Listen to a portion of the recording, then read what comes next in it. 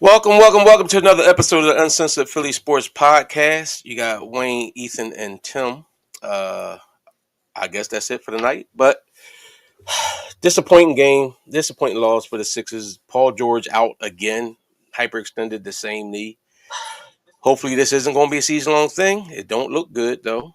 But Was the knee? I thought it was Embiid, an ankle sprain. That's the knee. He did the knee Knee, all over. yeah, same the knee. knee got hyperextended. Oh my god! Yeah, so maybe he needs to throw a brace on. Maybe he need to put one of them bulky braces on. But McCain played well again. Tyrese Maxey struggled a little bit. I Little think bit. Maxey rushed himself back some tonight. I do. I don't think he was necessarily ready. Probably didn't get enough reps in or whatever after being out them games. But we'll see Friday when he come in. But Joel Embiid looked like Joel Embiid. Um, this is why I was mad at him the last game we played because I felt like he moped around the whole game, and at the very end of that game, the last 4 minutes, I saw him playing kind of like he was playing tonight, and that's why I thought tonight he was going to have 25 at least. That's why I said the other night he was going to have at least 25 this game. That being said, we got to make shots, and we lost to Memphis. And I'm not even. Memphis is usually a fast break and in the paint scoring team. We beat them out in them spots, but Memphis shot better than they have shot all season. This was the best shooting percentage, best shooting show that they had on, and they did it and they pulled out the win. Shout out to them. But fortunately for the Sixers, ain't nobody other than the top two teams, Cleveland and Boston, really putting a stamp on things. Other teams is kind of lingering around a little bit, but they got to do something soon. What y'all got? Man. Go ahead, Tom. I'm sorry. But now I'm looking at what Memphis did on a 3-point line because I feel like they killed us. They hit 19 Oh, for they 43. they absolutely killed us from the three. They killed us.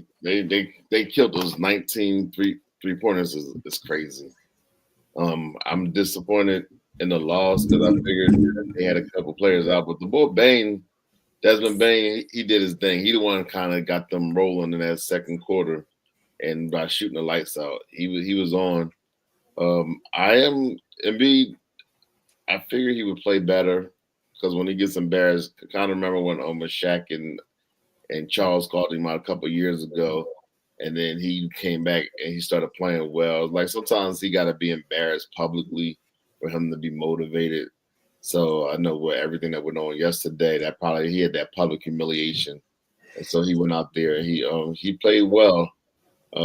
Again, the boy McCain, man, he's a good rookie, man. I'm glad he's getting this clock. He's getting that clock. He's getting to develop his game. I thought there was an opportunity at the end of the game where he should have got the ball to shoot that three. I think instead Embiid went down. He made the shot, but I think we needed 3-pointers at this time because we was down 6 with less than a minute to go. To me, I would have kicked out to an open McCain, keep on John McCain, Jared McCain, and then maybe they cut it down to one position. But overall, they tried. So I'm not gonna knock them. They tried tonight, but we still 2-12. Mm-hmm. Yeah, I mean, I know Tim gonna come out here like I know thought Embiid was gonna do good and blah blah blah blah blah. Ethan and Tim was talking about Embiid was done. I said I'm optimistic the last pod that I thought going to come back. So don't you could miss me with all the I thought he's going to come and do well because he get public shamed. He always blah blah blah. Come on, I ain't trying to hear all that. Y'all throwing dirt on his grave. He was 6 feet under in your mind. You was talking about what trades you could get for him and all this stuff like that. And we clearly see we only go as far as Embiid is going to take us. Now McCain playing good. Maxey's off. Paul George is always hurt. But we need Joel Embiid. That's the end all be all. I don't care what other lineups you want to run out there and think they're going to do this. Ethan thinking they're going to make a run when B get out the game. We go down. As soon as B left the floor, he went down 20.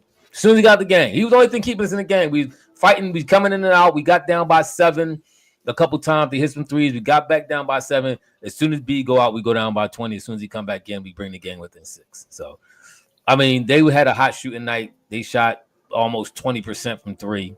I would look at the stat. It said 19 for 43. Maybe they took away a 3. I thought they hit 23s this game.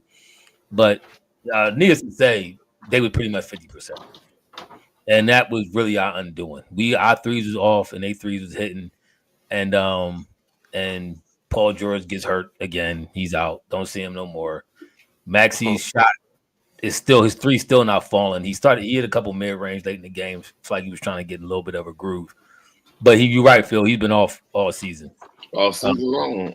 He's been off all season. But sometimes it's early. Sometimes that just happens. You know what I'm saying? And not all. I mean, he did one game. He shot like 40-something% from the three. So it ain't like he's been playing terrible every game, but the majority of the game, Maxey been off. He has been.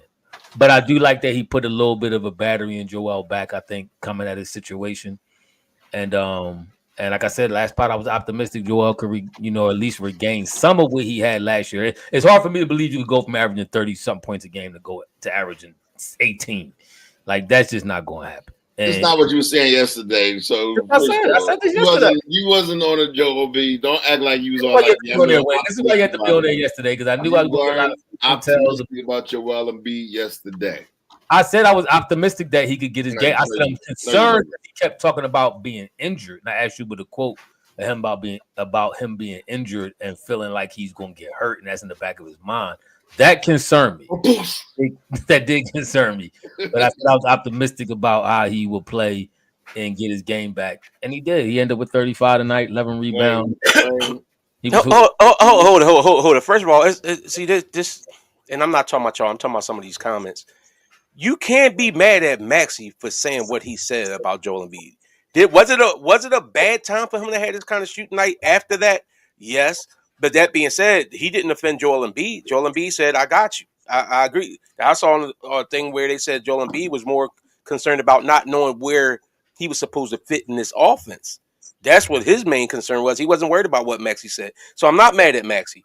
Another thing, like, to sit up here and try to say Joel Embiid killed it because he dominated the ball, nobody else. We missed shots. What was y'all looking at? We missed open shots all season. We've been missing open shots. I agree with that, Joel.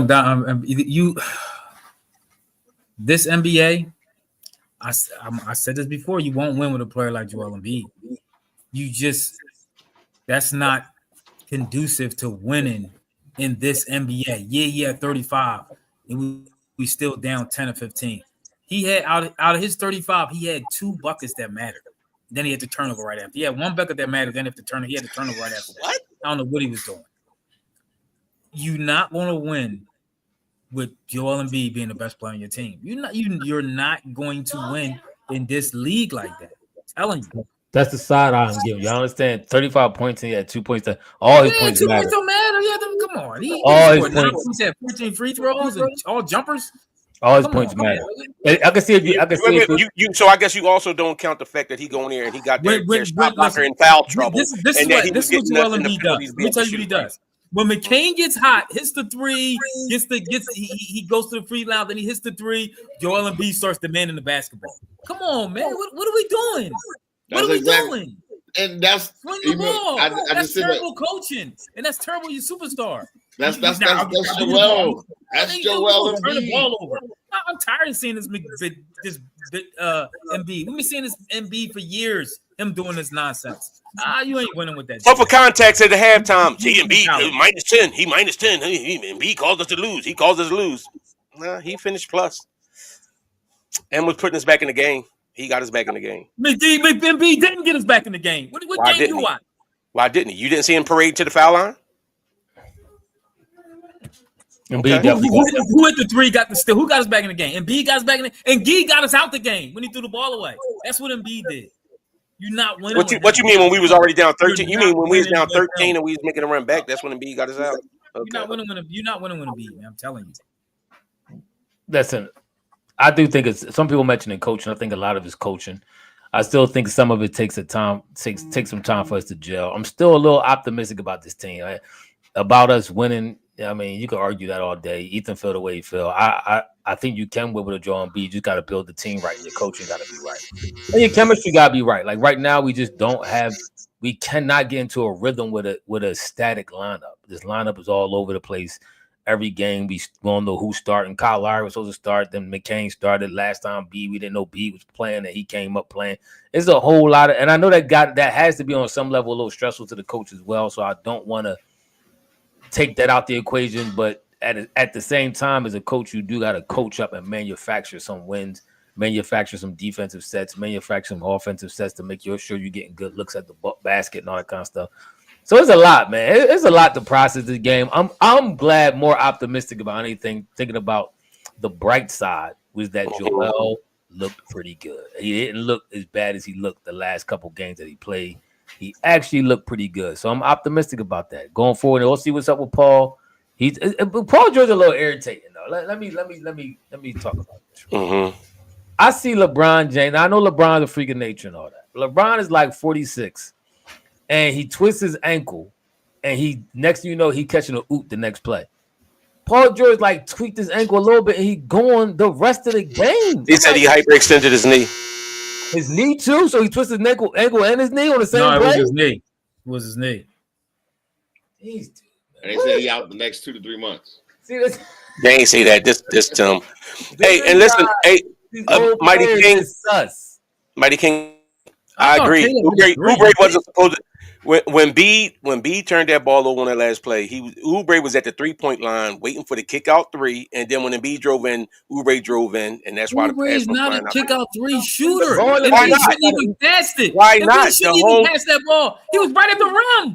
Now you saying right at the rim. You just was crying because he ain't passed the ball to the 3-point shooter. So now when they down 4, and it's even less time, you complaining because he was kicking it to the 3-point shooter. But he right at the rim. Make up your mind. Why are you passing the ball? He shouldn't have had the ball in his hands. Oubre just hit a 3. Oubre just hit a 3. Playmaker. Embiid, first of all, he shouldn't even been demanding the ball. The coach should have ran a play. He should have ran a play. Get somebody. So even though he scored out of it, he shouldn't have demanded because he scored. Okay. He didn't look like he even. I don't think he passed. Look at the ball. Look at the ball slipped out his hand. How many times have we seen that go? How many times? No, you saw the way he said something to Oubre about it. He was looking at Oubre to throw it. To me, it looked like the ball slipped out his hand before anything. Though I don't even think he got a clear pass off. It looked like the ball just slipped out his hand before he could do anything. Now, whether he was in the middle of passing and Oubre moved and then he kind of, you know how somebody throw you off when he cut in. Yeah, maybe it was something like that. But he never really passed that ball. That ball actually slipped out his hands. By the way, Golden still up 20 on Atlanta, just to let you know. I don't care what Joel's stats are when we got our backs. He could have had 50. He could have had 50, but you lost. But the point is, that game wouldn't have been close without Joel Embiid. That's why I'm glad Joel back. I mean, listen, as soon as Ethan was all. See, I'm gonna tell you why Ethan's so riled up. We had close losses without Joel. We had a close loss to Cleveland. Ethan gets riled up when he's wrong. All right, he came on here and he said on the chat that he said, "Watch, as soon as Joel go out, we're gonna make a run." We was down 10. By the time Joel got back in the game, we was down 20. And then we got back down again by 6 with Joel in the lineup. So if Joel was out, I'm telling you, Ethan would be a lot better disposition if Joel went out. We made this fantastic run and we look better without Joel. But the bottom line is we don't. As much as you want to hate on him, we need him. He's still our best player, and we go as he goes. I'm happy he's back. Ain't going far then. No, I'm happy he's back. That's all I'm saying. So who you think the team should be built around right now? How far have we went with him so far? I asked you a question. You answered it with a question. You said he's not the answer. So then who should we build around right now? We need to build around another coach. No. Answer the question, because y'all was just talking about Maxey was that guy before the season and was saying Maxey should be the one. Now all of a sudden y'all ain't so sure and thumping y'all chest about it. Now y'all two sitting there talking about something that McCain is better than Maxey. So where y'all at with it? You know what I'm saying? McCain is better. They all over the place. This is what's happening right now. Maxey is not playing well. We can clearly see he's not. Maxey ain't been playing well all year. And then you got Joel Embiid has not been playing well at all. This was the first game he played decent. But now you gotta put everything together. And then even him playing decent, he making bonehead plays and getting throwing the ball away at the end of the game was the stuff that he's been doing year after year. He still was a turnover. Did y'all forget that? This is what he do. Hold on. Did we hold on? Y'all keep talking about did we win a game with Joel yet? Or did we win the games without Joel? We haven't won the games with Joel yet. All right. We won 2 games without Joel, but he makes us better. According to Wayne. Okay. He do. Yes, he does. Yeah, I just asked. But yes, he does make us better. Okay, I just asked. Hold up. You talking about Joel? You talking about get preseason, get back into shape, Joel? That Joel is different than the Joel we about to see now. Right now, we getting back regular season Joel, where he's getting his conditioning fine-tuned. I was scared when he limped off with the knee injury or whatever. But now Joel back, we're gonna be good, man. We're gonna be good. I'm telling y'all. Y'all gonna be hating. Y'all gonna be hating because we back with Joel. Maxey and McCain didn't know what to do. Maxey and McCain didn't know what to do with each other. Did y'all notice that? They both run around the top of the key looking at each other. Who's calling this offense? Who's setting this stuff up? Maxey had 4 good looks at the basket in the first and went 1 for 4 in that first when the game first started. So it wasn't that Maxey had good looks. We had good looks as a team. We actually had some good looks we was missing. We told when Maxey went to the bench, McCain actually started cooking in the first quarter. It's like they and that's right gonna take now. time. It's gonna take time for them to gel. I do understand that. I think I agree with that. It's gonna take that backcourt. That's a brand new backcourt. Today was the first time that they played in the backcourt together as starters. So we can't. I want to see somebody play right point. now. I want to see. We need a player. PGA's hurt, so we need somebody to go to the top of the key and set a play up. That's what McCain's supposed to be doing, right? I didn't see none. Anybody see any of that tonight? It's the first game. It's their first game together. Yeah, I kind of agree with what Ephraim said about with the whole team. It ain't even just about the backcourt. And this is not giving Nick Nurse because Nick Nurse, like Ephraim, I completely agree with everything Ephraim said about Nick Nurse. A good coach should still will. Well, I mean, we did win 2 games. Maybe they was the 2 that he willed us. Maybe we should be winless right now. But that being said, it does have to be difficult when you're trying to figure out your lineup. You didn't even have a team in preseason to figure out what your lineups and rotations and everything else was. And now as you're trying to figure it out, guys are coming in and out the lineup. So I could see that being, a little difficult. We desperately need we're not even going to have the same starting lineup from today's game. We desperately need shooting, and we brought a dude in here that's like the bizarro Kelly Oubre and Caleb Martin. Neither one of these dudes can really shoot a 3. None of them spot up. They both in here. You got Kyle Lowry. You got Gordon. Now you anti Oubre? We need so he can't. He's not a consistent 3-point shooter, just like Caleb Martin. We need dudes that can shoot the ball. None of these dudes can shoot the ball. Only Yabusele's shooting the best 3 on our team, probably. Yeah. It was 5 or 6 from 3-point land. None of these dudes can shoot the ball. He's who should have got more time tonight. I need to see more lineups with Yabusele and Embiid. He only had 19 minutes. But at a certain point, they did start gagging us too, because we got the game down by 7 with Joe on the lineup, by the way. We got the game down by 7, and all of a sudden they started calling these extra ticky-tack calls. They called a call when Embiid threw the ball away? That was horrible, man. I'm talking about early and this was in the third, might have been early in the 4th or late in the 3rd. When we got it down by 7, they started calling some nonsense. I'm like, yo, come on. And they called several back-to-back to this point. And our first time I kind of agree with Kay Scott because she kind of irritating. I don't really like airing her.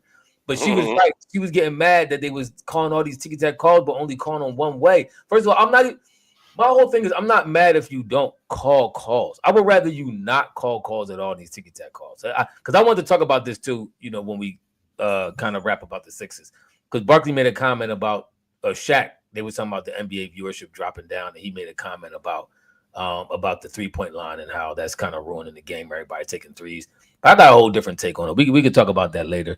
But this game tonight was clearly what I'm going to talk about later. It was too many ticky-tack calls. It was a very frustrating game to watch. It's not a fun game to watch anymore because it's too ticky-tack. They got it. I told y'all about this they last year. They pick and choose when to make it ticky-tack, though, like you said. Because Because Memphis played physical all night. They played physical all night. Yes. They allowed physical play. And that's cool. Exactly. And that's cool. But don't talk. Yeah. Exactly. It was Scott. That's that bum Scott Foster. He don't like That's the your boy, Scott 76ers at all. It's And terrible. he did it again. I can see he was every time it was a call, it was him. I think he pointing and calling fouls on everybody. It's ruining the game. I think more than anything, it's ruining the product. One of the reasons why the USA basketball or the Olympic basketball was entertaining to watch because it's not all this ticky-tack foul calling. It's not. I mean, we watched the great players play together, so that was an added bonus with LeBron, KD, and Steph. But they don't call the game. The game is ref totally different. I cannot stand the way they ref this NBA, man. It's frustrating, bro. It's frustrating. And that was one of the things that you got to have my attention this game was irritating.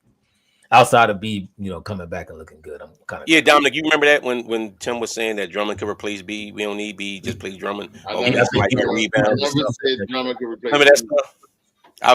The bad thing is, in order to win, I don't think it's B we need coming back looking good to win.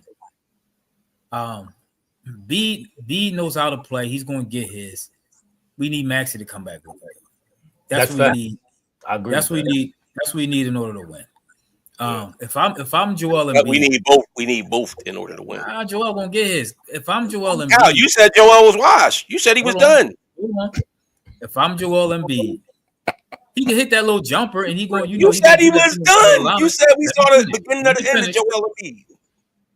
Did you not? If Joel Embiid knows how to win on a team, he has to get Maxey going. He has to find ways to get. He need a double. Maxey get open, give him the ball so Maxey can get going. Maxey got to get going. It's an easy remedy to get Maxey going. You got to tell Maxey stop forcing a three. You got to get him to tell him to go to. Remember, so you see when he started doing late in the fourth quarter, rather, go to your floater, go to your mid range, drive to the basket. The only time you shoot a three right now is if you're wide open. He was doing them Klay Thompson running off the run. Yeah. You not even spot up. You off the run. As soon as you still feet still moving, body not setting, you firing up shots. That's a terrible shot decision for somebody who's off. You got to get your mind and your body back into a rhythm. And one of the ways you do that is get into the line, free throws, and your mid-range shot. Stop shooting threes right now. That's not where you at. You got to get your mind and your body back in unison. It's terrible right now. So he do that, he's going to be all right. And Nick Nurse is a good coach. We're going to see Maxey taking more. He's not a good coach. I think Maxey might have been pressing. I think Maxey might have been pressing this season too. I ain't done with Maxey. I ain't looking at like Maxey blipping nothing like that. Maxey will start a pressing. He pressed to get back because McCain was balling. Y'all don't know why y'all be so fixated on thinking everybody's so jealous and seeing somebody do well. Y'all, that's the same narrative y'all put. First, B jealous of Maxey, now Maxey jealous of McCain. Like, I just think that I think Maxey was pressing the season because with the other two guys being out and everybody looking at Maxey as being next up and this, that, and the other. I think he felt pressed to do more and extra, and they kept telling him to shoot and keep putting up these shots and everything else. I think the team is out of sorts just because this whole Joel Embiid and Paul George debacle with the injury and with talking that being every other game. That was the dumbest thing to come out and say that before the season. Well, they meant. Back to backs. They meant every word of it though. This your bad. I bet you they switched up that. I bet you that philosophy switch up. Watch they play some back to backs. Sergeant Bassett give McCain the keys. He's running the city right now. He's next up. He pretty much saying he's next up. Listen, we got a good baller in McCain. Y'all know I was very open and critical of McCain mainly because he was trying to be a TikTok star and all that kind of stuff like that. But he's toned that down and he's focused on hooping and he's doing an excellent job with it. That being said, he's not our best player. Stop that, Sergeant Bass. He's not our best player. Joel Embiid is clearly our best player. We're going to need him to continue to play the way he's playing, get Maxey back. And I don't know what Paul George is. Bro, this bull is irritating, man. This is why these old dudes. I remember when Eagles signed Deshaun Jackson back, and we was real optimistic about what he can do and all that kind of stuff. He had Wentz, a quarterback with a big arm, could throw downfield. And we signed him back for like 2 years, and I think he played like 3 games. This is why these old dudes, when you start signing them, I know what you remember what they was and what they could do, but most of them are so injury prone. It's not a good look, man. It's not. He gonna be in and out the lineup all year long, and when he's in the lineup, he's gonna be playing himself back into shape, so he's not even gonna be that good. It's gonna be a thing. Evan Turner told y'all this. I'm irritated with Paul. Like he said that's gonna be the most talented, softest duo in the league. He did say that. And it's starting to come to fruition very early. It's a long season. I don't want to jump the gun like Ethan and Tim did when they tried to throw dirt on Embiid just last night. I don't want to jump the gun, but it's a long season. Hopefully, some of this could work its way out through this. Yeah, we 2-12. Me 2-12. Embiid supposedly had his best game, and we still lost. So that don't say much. Yeah, especially when Maxey's not there and Paul George. But even before Paul George got hurt, he started out 1 for 6. Bulls go garbage. Yes. True. The Bulls slow-mo off of Golden State. And Embiid, what's Embiid? Embiid was like 1 for 6 from the 3. Why does he keep jacking like that? What's going on? That's his shot. He was 1 for 5. I mean, I'm not hating on Embiid's game. He was a +7, 35 points. He did well in this game. I'm not going to hate on Embiid at all. What we got to do is we need our coach to coach us into a win. Get us some sets that's going to get us. And we can't defend for some reason. We can't defend the 3 anymore because everybody shooting 3s on us like crazy. So yeah, I think was it this year somebody broke the record with 3s or tied the record on us? Everybody tied the record with us. If we play it, you're getting the record. You breaking something when you play it. That's what it's looking like. Ben Simmons about to go crazy Friday night. Ben Simmons ain't gonna play if it's in Philly. Has Ben Simmons even played in Philly yet? He played in Philly before. I think he played. No, I don't think since that trade. I don't think he came back and played. Did he? This year, I think, wasn't it? He sat out that game. No, he was here because he was walking around with a basketball downtown. Did he play? Yeah. I don't know. Go and stay up 25. Real quick. What y'all think about Shaq comments about the NBA and about the viewership and his reasons as to why? Do y'all agree with that? And what's y'all take? Well, he said that he feels the viewership is down because they're shooting too many 3-pointers and it makes the game boring. I don't agree with that. I think viewership is down. I think viewership is down because it's been too much basketball. You had the Olympics, then they've been doing this whole thing trying to pump up the WNBA and everything else. I think people might be a little bit, you know what I'm saying? And then it's like, I think it's like a meh type thing right now. It'll pick up though. I don't think a lot of factors to play and that's involved. First, it's a lot of superstars that's been injured to start the year off. So you got a lot of people just not playing that they used to playing. And we talked about this before. Americans like to see American stars. They like to see American superstars. I think the NBA for the last few years has been pushing this global initiative, and people don't like this. They're not amused, even though they may be talented. Like Giannis is very talented, and Joker is very talented, but they're not American players. We like to see American players get off, and I really believe that's what we're missing. We missed that. For the record, when we played them on October 16th, Ben Simmons' stat line was 0-0-0-0-0-0-0. He did not play. We didn't say this year. I don't know why I thought he played. Okay, I just said he ain't played this when we played earlier this year. No, I was saying he was talking to me because I thought he played this year. Go ahead, so Tim, what were you saying now? I just think we need more American players. I think we got Cooper Flagg coming out next year. He's supposed to be a stud, right? Who's that? Cooper Flagg. Yeah, his name? Yeah, I agree. I mean, B, Curry, and Bron is really holding the league together right now. I feel. I mean, it's some up and coming stars. They're trying to make Ant-Man a name. I still feel whatchamacallit could be one of the torchbearers, Ja Morant. For when he got somebody said Cooper Flagg is European. Is he? He homegrown though. Ain't he from the States? Is he? I mean, he's not American. I don't know. Somebody said he's European. I don't know. Yeah, I mean, I'm not saying black. When I say I'm not saying black because like back in the day we had a lot of like players like Chris Mullin and Larry Bird. Like people just want to see American-born players play in the league. That's who you could relate to them. He said he played. He's from Maine. He's just joking around. I do think there's some truth to that. I also just think it's the way they call the game. I'm going back to that. I think they ref a terrible product. People always talk. I think the one thing to turn people off a little bit is the flagrance. But now if you tap somebody's head, they're reviewing it for a flagrant 1 or 2 to see if you might get ejected. And it's just a lot of extra goofy calls. Like it's just too much. It's ruining the product. It's inconsistent. Yeah, that too. But even the players be fishing for calls too. They fish for calls.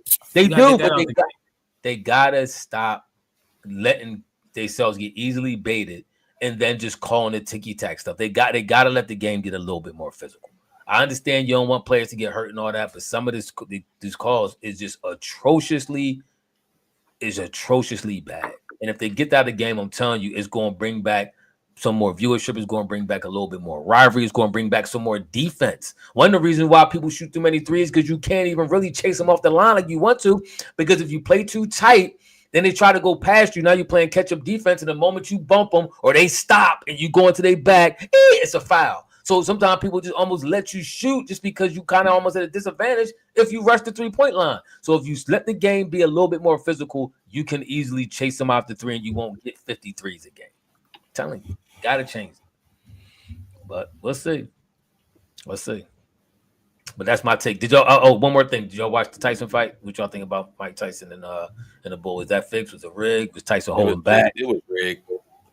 Looking back at all the footage and stuff that's coming out now, I was wondering why I was thinking Mike was just afraid to go inside and get tagged. But looking back at like some of the clips, going back at it, he pulled up on a lot of shots he had a chance to take a shot at and he didn't take.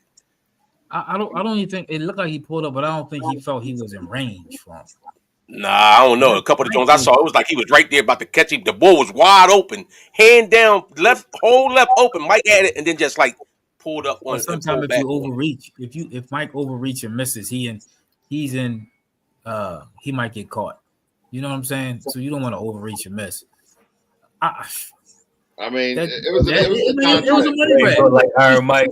Was it somebody you, Bass? It was a money grab. Bottom line, Mike was in his contract that said you can't uppercut. That's what. I don't know how true that is. Michael Irvin was speaking about this the other day. He was on. Is that true? Or are we talking on a TikTok? Or are you getting information from a TikTok? No, but I'm just saying. Mike Tyson, first of all, his knee was kind of hurt because he did not look the way he looked. He could barely walk around out there. Yeah. I think he did look like he was dragging that knee around, but also I agree with Wayne. It was several videos I saw where he pulled some punches. It looked like he could have let a couple fly, and I do think it was an agreement, especially now with Jake talking about he giving Tyson an extra $5 million. He gave him an extra $5 million. Yeah, because that was good look. Mike took the bag, and I'm not mad. I'm not mad at Mike because Mike has been done so wrong throughout his career by Don King and various other promoters, and even put to jail and all that kind of stuff, saying he did things that I don't think he necessarily did. I think Mike got done wrong. I think this $20 million to me was well deserved. 25 now with the extra 5 was well deserved by Mike Tyson. But was the fight a setup? Yeah, I think it was a setup. I think Mike helped. Even afterwards, like you see how Mike was giving the young bull props and stuff. And he's like, no, he's a great fight. That's because It don't matter. It don't matter. You can say that. Listen, I agree with you, but when I'm looking at the actual footage and looking at stuff from like when you go back and you look at the coach's tape and you looking at certain stuff, it's like, Mike, that was wild. That was wild, man. My kids was watching this boy Mike walk around pretty much a thong. That was kind of wild. That's why he got the extra $5 million. Yeah, but you also got to remember too that Netflix is trying to build up a box. They trying to be the boxer. They trying to make themselves the face of boxing now because boxing has been dying. I don't think that's it. I think they do, and that's why this whole thing was a promotion for them. That's why they kept saying it throughout the whole night about Netflix boxing. It was. I think it was about.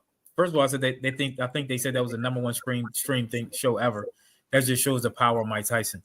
And Jake Paul, you gotta get Jake Paul because Jake Paul actually got a name for himself. Is it Jake Paul? Logan Paul? What's his name? Logan Paul? I hope somebody knocked Logan Paul out because he was kind of disrespectful to Mike. What's his name? Paul Logan? Jake Logan?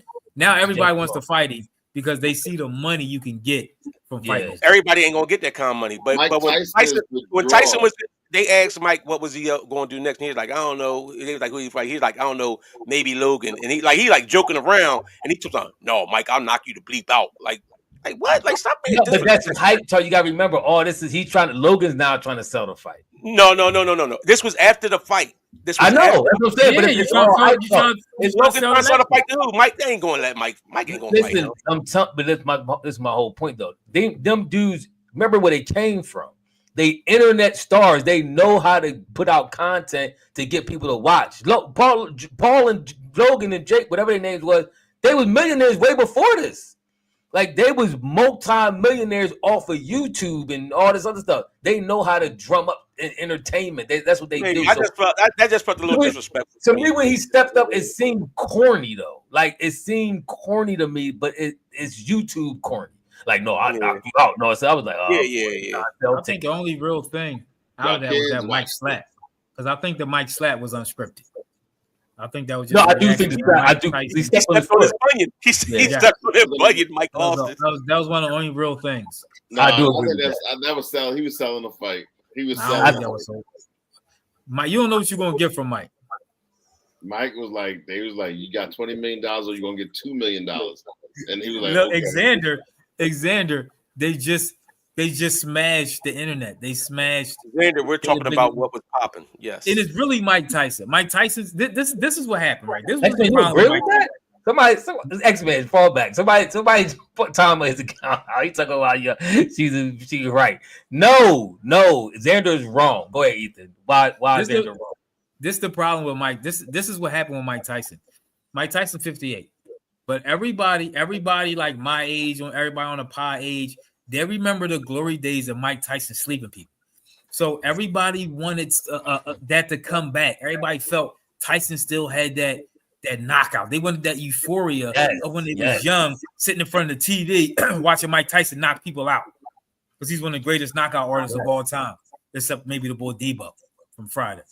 But everybody wanted to see that. That's why everybody tuned in. That's why it was the most seen thing ever, because everybody thought Mike could bring back that one-hit knockout and get rid of this clown, Jake Logan Paul, Flash, whatever his name is. But we should have all known it was a we making the playoffs still. I'm making that proclamation now. Yes. We are making the playoffs. It was like, remember how when Ben Simmons do them summertime videos and everybody get all hyped, he had Wayne so hyped thinking he was gonna be better than Steph Curry and all that. That Mike, I had to do away. Mike training videos look like vintage 1996 Mike. Like he tearing the bags of it all. I know you say he's 58, but 58. You know what 58 means in the boxing world? 58 means in the boxing world you can't last long. Like you toward the end of the rounds, you start getting real tired. You might die in the ring. No, and the rounds was only 2 minutes instead of 3. You die in there. Mike didn't look like none of what we saw in the training videos. He looked like Iron Mike in the training videos. Nobody was punching back. In the ring, he looked like Luminous Film Mike. When I saw him on the runway, Joan, with the knee brace on, I was like, "Oh crap, what is this?" I know the sounds of old man knee. That's old man knee. That is knee. Once I see the knee brace, I knew it was going to be a long night. I said, "Oh man!" But he still has some opportunities to strike some gold, but he didn't. But now, like Ethan did mention, there's a lot of people trying to jump on the bandwagon. You got the boy. What's his name? What's the light skinned boy name that was an internet sensation for a minute in the Red Pill community and all that? What's his name? The light skinned boy, the boy who used to be a kickbox fighter or something like that. You talking about what's his name? Tate. Yeah, Andrew Tate. Now he talking about he want to fight Jake Paul or something like that. Now that's a fight I would be thoroughly interested to see what happens in a fight like that. You got him. You got some of the old boxers coming out. What's the dude name that was in Creed 1, 2, and 3? He was the light skinned boy. He want to fight. No. I said Creed. Russian. I'm forgetting everybody's name. He was the boxer. He the one who beat Creed and took his car from me. Remember Andre Ward? Ward? Yeah. He coming out. He's saying he wanna fight. You know, he'd be interested in fighting Paul and all that kind of stuff like that. Well, so that's bringing some life. They putting some life back in boxing where you can get boxing. Boxing used to be a big thing back in the day. The big time boxing and fights, national. I mean, Vegas, New York, all that other type stuff. It fell off once MMA started taking over. So that is true. So especially with Floyd going too. Floyd was a big money ticket. Everybody would tune in to see Floyd. Now he ain't boxing. Remember one of the last biggest fights. Kind of big money now. You got Tank, you got Boots, you got a couple people out there. That's true. But do it get as much popularity as like it used to be? Like when you used to have the pay-per-views and all that. Like boxing night, a big fight night used to be like a Super Bowl. It was on a Super Bowl type time. It was. So yeah, it definitely was. So we'll see. But Oh, I yeah, think, so Tim, you proclaiming the Sixers still making the playoffs? Was Wayne by himself with that? Or yeah, who thinks Sixers still making the playoffs? I do. playoffs. No. Yeah, I hold my judgment till next week. Next week, I'll tell y'all. I'll give y'all a definitive answer. We 2-12. I mean, fortunately, there's a lot of teams in the East that's bad. We might be able to get in the play-in. MOTC, they're looking good. Warriors looking good. So somebody asked about Cleveland and Boston. They said, did y'all watch the game last night before we get off with that? Let me ask you this. Yeah, before y'all get off. Is Cleveland real or they frauds? They real. I think they're real. They're the representatives of the Eastern Conference Finals. They're going to take Boston out? It's going to be Boston. No, I don't know right now, but they will be playing Boston. Yeah, if I was to take a guess at who will be playing the Eastern Conference Finals, it'd be Boston and Cleveland. I have to agree. Boston, I will say this. I didn't think Tatum could get better. I thought he was kind of where he was at. Like, he's going to have some good games, have some bad games. Tatum's playing incredible this year. Tatum is hooping this year. He's shooting almost 40% from three, pretty much 40%. He's shooting 47% from the field, 29 points, 8 rebounds, 6 assists. He is playing incredible this year. He's actually looked like he changed his shot a little bit. It's more of an arc on his shot. He's still not better than Jaylen Brown. No, he's playing better than Jaylen. Jaylen Brown's actually not playing good this year. He's not better. He's only shooting like 25% from three or something. It's in the 20s. Jaylen Brown 3-point shot right now this year is terrible. I'm still taking Jaylen Brown over him. Right now, Tatum is their best player without a doubt. He's their best player right now. And I'm still keeping my eye on Dalton Connect. Still keep my eye on him. Yeah. He hooping. That not was it 9 threes or something like that? It's going to be an interesting Rookie of the Year campaign this year. It is. Them two, McCain and Connect is right now, I think, the top 2 dogs. There was some other young boy that was balling too. We got rain. Yes, finally. I'm going to sleep well tonight. Maybe over. All right. See you when we play again Friday, Saturday. Friday. Play the Nets. All right. So like, comment, subscribe, y'all. Hit that notification bell. We're gonna catch y'all on our next podcast. All right, peace.